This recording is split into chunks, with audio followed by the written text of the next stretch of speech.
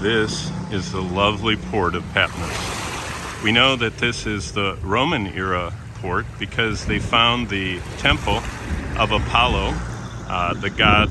One of the things he did is help you know the future, and it was right here in this modern day port of Scala, up on top of the mountain up there. Let's see if I can get us closer to it. You can see, I'll just point to it right up there, is the monastery of John, the current monastery. There was another temple up there, which was to Artemis. And then you can see also the rock of Kalikatsu. It's right there on the end of that point. And that is a reminder of the temple to Aphrodite.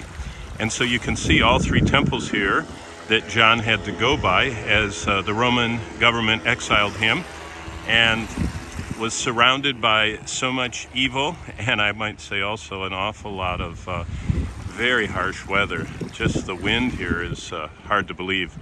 But through it all, Jesus reminded him that because he was fulfilling what he asked him to do, going into all the world and sharing the gospel, that Jesus was fulfilling what he promised, that he was with him and us always.